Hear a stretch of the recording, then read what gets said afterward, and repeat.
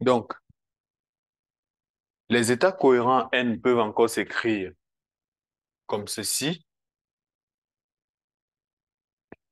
Superposition des états de Fock avec ou amplitude de probabilité z puissance n sur racine de n factorielle exponentielle de moins module de z carré sur 2. OK? Et on verra que ces états cohérents sont états propres de hamiltonien avec pour valeur propre h bar oméga facteur de n plus 1 demi. Donc, si on mesure un état cohérent, quel est l'état du système après la mesure? L'état du système après la mesure, c'est simplement la projection de l'état, la projection sur l'état de Fock obtenu après la mesure, l'opérateur projecteur sur l'état de Fock n multiplié par l'état cohérent qu'on avait avant la mesure divisé par la norme de cet état. Et on obtient ceci. D'accord? Donc, si vous prenez, par exemple, cet état Z qui s'écrit comme ceci,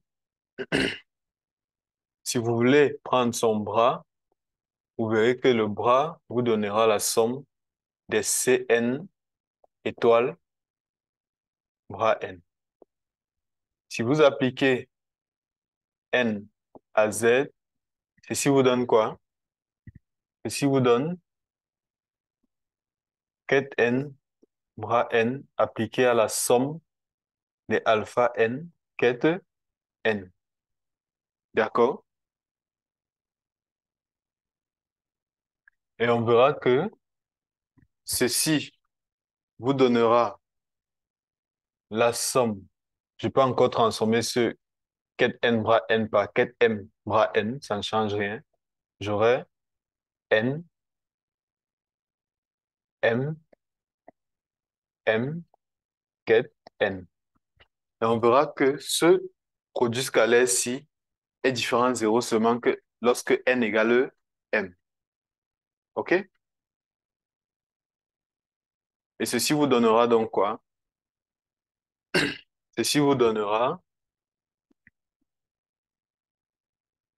somme des alpha n, n. Et si vous appliquez le bras à ceci, vous aurez donc, si vous appliquez le bras des z à ceci, on rappelle qu'ici, ce sont les alpha n. Si vous appliquez le bras des z ici, vous avez z, pn, z. Donc, ceci vous donnera somme des alpha, je peux mettre m ici, étoile, bras m, multiplié par quoi? Par la somme sur n des alpha n, ket n. D'accord? Et le produit scalaire entre m et n ne sera différent de 0 que lorsque n est égal à m. Donc, ici, on trouvera module de alpha n carré. D'accord?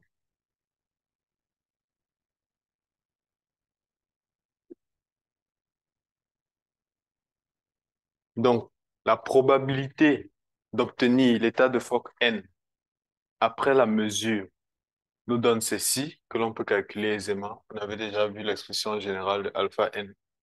Donc, son module au carré nous donnera cette expression qui est encore une distribution de Poisson.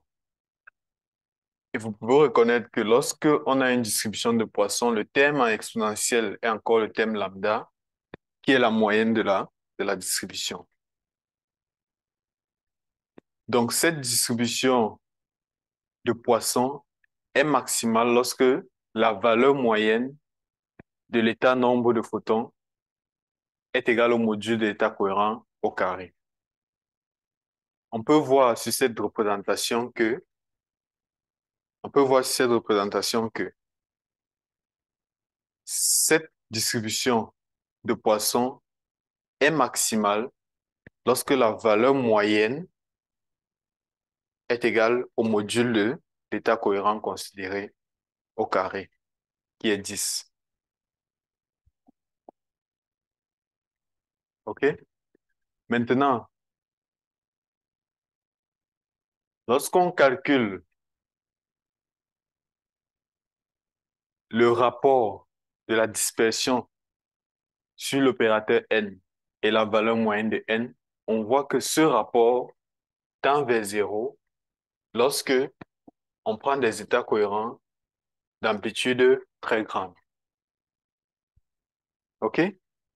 Donc, lorsqu'on considère un état cohérent de très grandes amplitudes, les dispersions sur les valeurs moyennes des états n, non, les dispersions autour des valeurs moyennes sont de plus en plus faibles.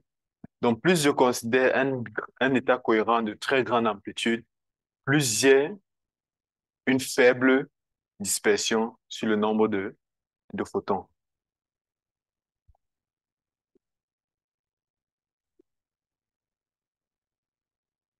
Donc, là, nous faisons encore quelques petits calculs pour savoir comment est-ce que se comporte, pour savoir comment est-ce que se comportent les opérateurs X et P pour un certain état cohérent. Donc, on voit que, on a déjà vu que lorsqu'on applique Z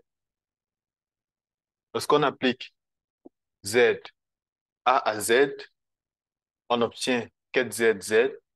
Donc, si vous appliquez A à Z, vous obtenez 4ZZ. Donc, le bras vous donnera simplement Z, bras Z, Z. Ceci vous donne 1 et vous trouvez Z. De même, si vous prenez Z accroît Z, vous avez Z accroît Z. Si nous avons A, Z égale Z, Z, alors en prenant le bras des deux côtés ici, on aura A croix, bras de Z fois A croix qui nous donnera Z star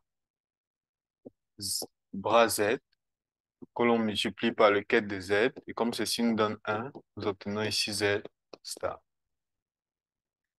Donc ici, la valeur moyenne de N dans l'état Z, comme nous l'avons déjà dit précédemment, nous donnera Z carré, simplement parce que lorsqu'on applique A croix à Z, on obtient Z star. Lorsqu'on applique A à Z, on obtient Z. Donc, ce produit-ci nous donnera module de Z au carré. Maintenant, la valeur moyenne de A croix, qu'est-ce que ça nous donne? On sait que la commutation entre A et A croix, c'est 1, ce qui veut dire que A croix moins A croix A donne 1 et A croix nous donnera donc 1 plus A croix A. Donc, si on veut prendre la valeur moyenne de ceci pour les états Z, on aura ici bras de Z, OK? Quête de Z. Bras de Z fois 1 fois quête de Z nous donne 1, OK? Bras de Z fois A croix A Z, on a déjà calculé précédemment, ça nous donne module de Z au carré. Donc, en venant remplacer ici par 1 plus module de Z carré, on obtient ceci. Ici, lorsqu'on considère la valeur moyenne du Hamiltonien pour les états Z, on sait que le Hamiltonien, c'est H bar oméga fois A croix A plus 1 demi. Donc, en passant les valeurs moyennes, c'est-à-dire ceci vient là, on a valeur moyenne de A croix A plus valeur moyenne de 1 demi. OK? Ceci nous donne 1 demi fois valeur moyenne de Z avec lui-même, qui est 1 demi, puisque ceci donne 1. Et ceci, on a déjà vu que ça nous donnait module de Z 1 carré. Donc, à la fin, on a H bar oméga fois module Z 1 carré, module de Z carré plus 1 demi. Pour X, on a vu que X pouvait encore s'écrire comme 1 sur racine de 2 A plus A croix. OK? Donc, en appliquant Z des deux côtés, ici, vous avez valeur moyenne de A dans l'état Z. Et ici, vous avez valeur moyenne de A croix dans l'état Z. Et ceci vous donnera donc 1 sur racine de 2, Z plus Z star. Or, on sait que lorsque vous avez un nombre complexe et que vous l'additionnez avec son conjugué, ceci vous donne encore 2 fois sa partie réelle. OK? Donc, ici, vous obtenez racine de 2 fois la partie réelle de Z. Même chose ici, P, c'est encore 1 sur racine de 2 I fois A moins A croix. En appliquant Z et Z, bras de Z et Z des deux côtés, vous obtenez ceci. Et Z moins son conjugué donne 2I fois sa partie imaginaire. Donc ici, vous aurez 1 sur I racine de 2 fois 2I partie imaginaire de Z. Donc ceci, c'est encore partie imaginaire de Z. Donc les I se simplifient, vous restez simplement avec racine de 2 partie imaginaire de Z. Donc, si l'on prend X carré et P carré, on s'est déjà amusé à faire les calculs précédents. Donc ici, on verra simplement que en prenant X qui est égal à 1 sur racine de A plus A croix au carré, OK? Le tout au carré. Le 1 sur racine 2 devient 1 demi. Et là, vous avez A carré plus A croix carré plus A et A croix ne commutent pas ensemble. Donc, ceci vous donne A croix plus A croix A. Donc, on sait aussi que A croix A, c'est A. A croix A, c'est encore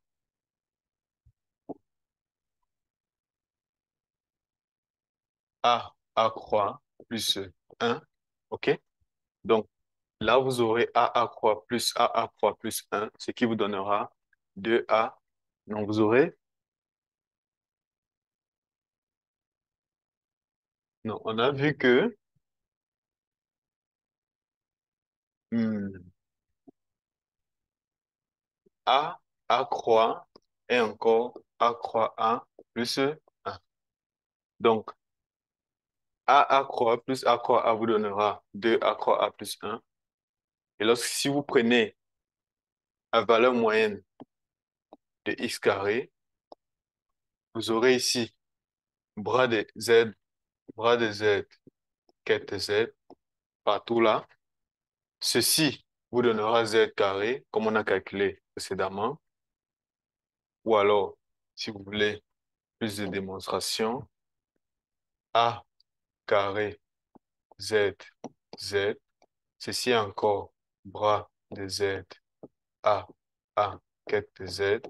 Ceci est bras de Z fois A, Z, quête Z. C'est-à-dire que vous appliquez le premier A à quête Z, vous obtenez Z, quête Z.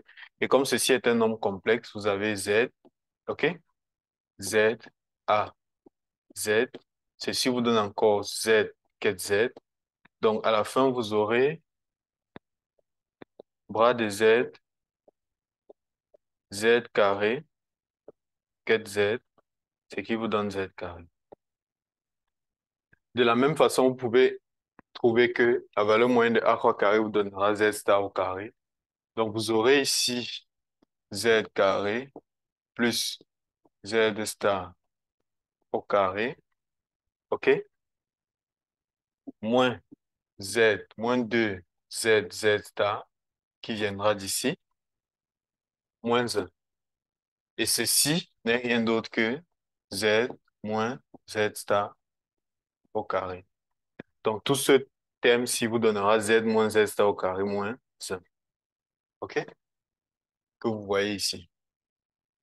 Et vous savez aussi que Z moins Z star vous donne 2i pour la partie imaginaire de Z. Donc, en élevant au carré, vous aurez moins 4, la partie imaginaire au carré de Z.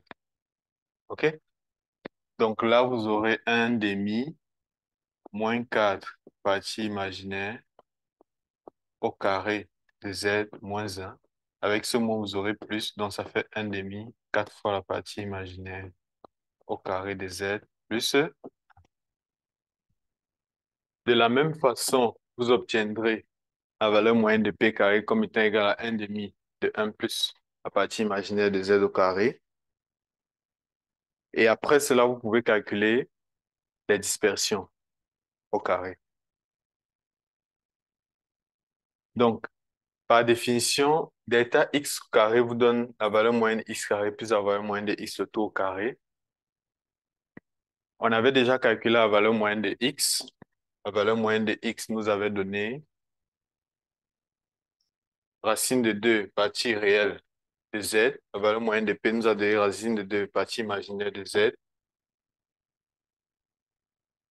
Donc, delta x au carré nous donnera donc valeur moyenne de x au carré qui nous a donné ceci, c'est-à-dire un quart de,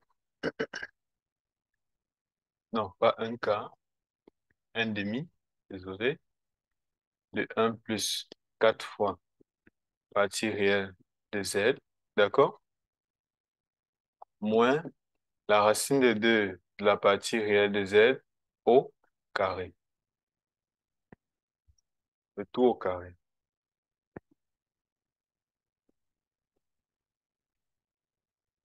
Qu'est-ce que ceci nous donne? Ceci nous donne simplement le 4 divisé par 2, ça donne 2. 2 racine de 2 au carré, OK?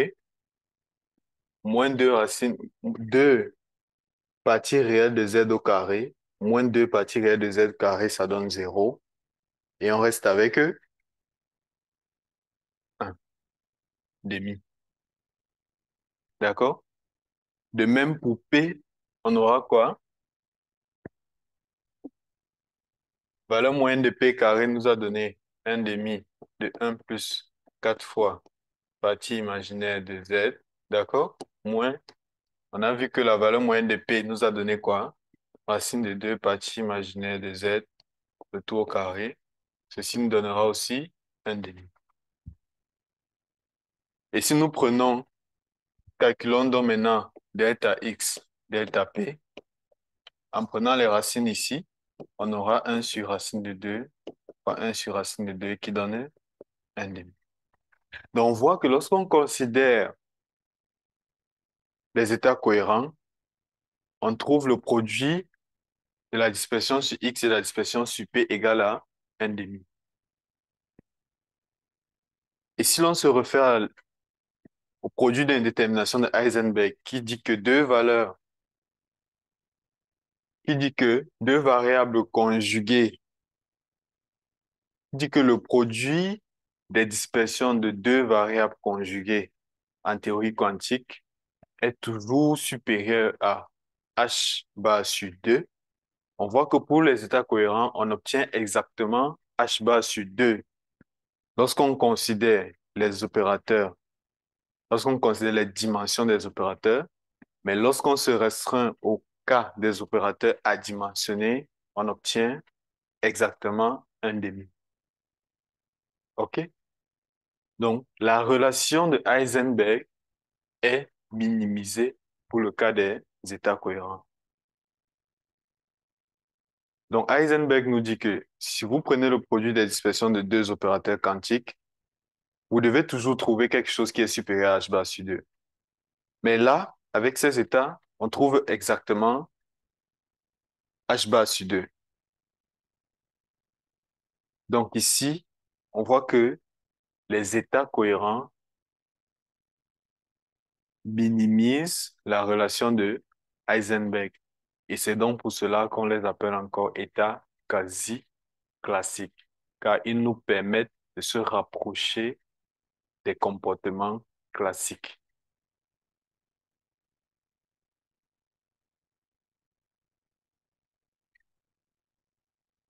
OK. Donc, si l'on considère l'évolution des états cohérents, on voit que comme les états cohérents sont des superpositions des états propres, alors on peut aisément calculer leur évolution. On voit que les quêtes n peuvent s'écrire encore L'évolution des quêtes n peuvent s'écrire comme ceci, puisqu'ils sont des états stationnaires, ils peuvent être dérivés de façon simple en prenant l'exponentielle de toutes les énergies propres, une combinaison linéaire des exponentielles de toutes les énergies propres, et on obtient l'exponentielle de moins i n plus 1 demi h bar sur n plus 1 demi oméga t. Et comme les états cohérents sont des superpositions de ces états n, alors nous pouvons déterminer l'évolution des états cohérents en remplaçant simplement le n par n à l'instant t. Donc, si on remplace le quête n par exponentielle de moins i, n plus 1 demi, oméga t, quête n, on se retrouve avec cette expression. Donc, simplement, l'exponentielle de moins i, oméga t sur 2 qui est ici, a été mis à l'extérieur puisqu'il ne dépend pas de n. À l'intérieur, nous avons z puissance n sur racine de n factorielle exponentielle moins i, oméga nt, exponentielle de moins z carré sur 2 quête n. Donc, on voit que ces deux termes-ci peuvent encore être tous mis à la puissance n. Donc, ils peuvent encore être écrits comme exponentielle moins i oméga t fois z, de tout à la puissance n. Ce terme vient du fait que le module de z carré peut encore être écrit comme le module de l'exponentielle de n'importe quoi fois z au carré. Donc, rien n'a été changé puisque le module de exponentielle moins i oméga t donne 1. Donc, conformément à cette formule, qui dit que Z, les quêtes Z peuvent s'écrire comme ceci. Si l'on fait l'analogie entre ce quête Z et celui-ci, cette somme-ci et celle-ci, on voit que ce terme-ci n'est rien d'autre que quoi? Le quête de exponentielle de moins i oméga t Z. OK? Puisque ce Z-ci, il est là. Ce Z, il est là. Donc, aisément, ça se voit que tout ce terme peut encore être appelé comme quête exponentielle moins i z, moins i oméga t z. Donc, on voit que lorsque les états cohérents évoluent, ils restent quand même états propres de l'opérateur A, puisqu'il n'y a une certaine phase globale que l'on retrouve là. OK? Donc, les amplitudes des états cohérents ne changent pas au cours du temps. Leur amplitude reste constante. Donc, ils sont physiquement indiscernables, d'amplitude non changeante. Si on revient au slide précédent, on voit que si on prend le module de cet état, le module au carré de cet état cohérent, il est le même que le module de Z. OK? Puisque cet élément-ci a pour module 1, module au carré 1. OK? Donc, lorsque les états cohérents évoluent, ils gardent exactement la même amplitude et ils restent état propre de l'opérateur A.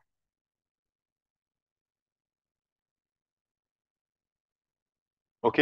Ici, vous avez juste un tableau qui vous donne les différentes valeurs moyennes de X, P, N, euh, lorsque vous considérez les états cohérents. Mais ce que nous devons remarquer ici, c'est que lorsque vous prenez, par exemple, la position X, la valeur moyenne de X pour un état cohérent évolue au cours du temps. Donc, si on fait évoluer l'état cohérent, la valeur moyenne de X évolue, mais la dispersion de X pour cet état cohérent-là ne change pas, elle est constante. De la même façon, la valeur moyenne de P reste évolue lorsqu'on fait évoluer l'état cohérent, mais on a la dispersion qui reste constante.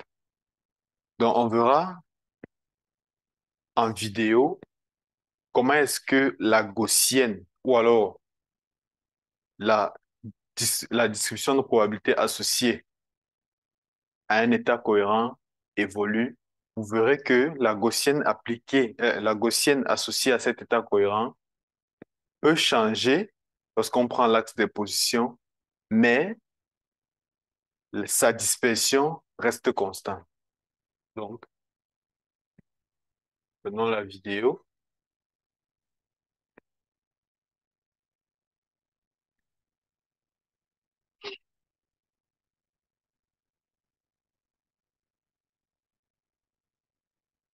Donc, nous verrons par exemple ici que lorsque vous prenez cet état cohérent, OK, vous avez la densité de probabilité qui est en train de changer. Vous avez partie réelle, partie imaginaire qui change, mais la gaussienne ne se déforme pas. Elle reste la même. Donc, ceci, c'est exactement ce que nous avons vu en calcul. C'est-à-dire que lorsque vous prenez la valeur moyenne de X, valeur moyenne de P, vous trouvez des valeurs qui sont euh, dépendantes du temps. C'est pour cela que vous voyez cette gaussienne évoluer. Mais lorsque vous considérez la dispersion pour un certain opérateur, vous avez une gaussienne qui ne se déforme pas. OK? Donc, considérons par exemple, considérons par exemple, vous voyez que là, on a la distribution de probabilité pour un état cohérent alpha. Donc ici, nous ne sommes pas allés dans les calculs, mais on voit que la distribution de probabilité associée à l'état cohérent alpha prend la forme d'une certaine gaussienne. La valeur moyenne de x pour cet état alpha est dépendante du temps. Elle est oscillante, comme nous l'avons vu précédemment, mais la dispersion est constante. Et lorsqu'on fait évoluer cet état, OK, vous voyez que cet état évolue, il oscille sous forme de cosinus oméga t, mais il ne se déforme jamais. Donc la dispersion reste constante. OK? Si l'on considère une autre vidéo, on verra comment est-ce que les états cohérents changent lorsqu'on augmente leur amplitude. OK? Donc, vous voyez là que pour le cas de f égale 0, c'est-à-dire considérez ici que le f, en réalité, pour nous, c'est le z. Donc, lorsque vous voyez f virgule t, vous comprenez qu'en fait, c'est l'état cohérent z de t qui dépend du temps, c'est-à-dire qui a évolué d'un certain temps t. Lorsqu'on considère f égale à 2, on a cette gaussienne-là qui évolue, OK?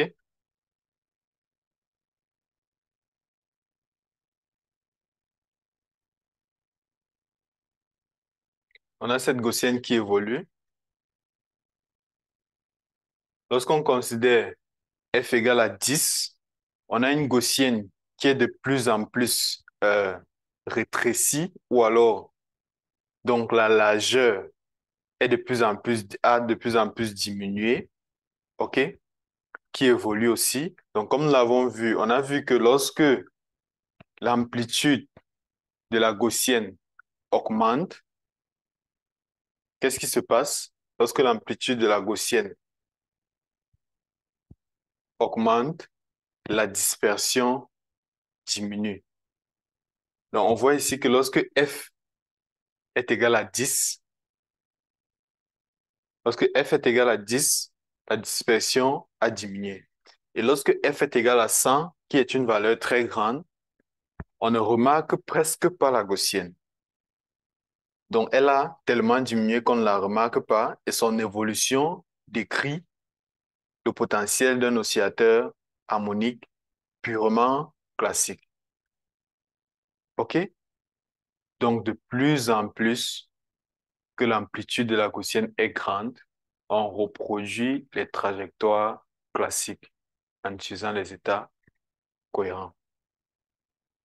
Donc, merci pour votre aimable attention. Merci pour votre aimable attention. On se retrouve à une autre vidéo.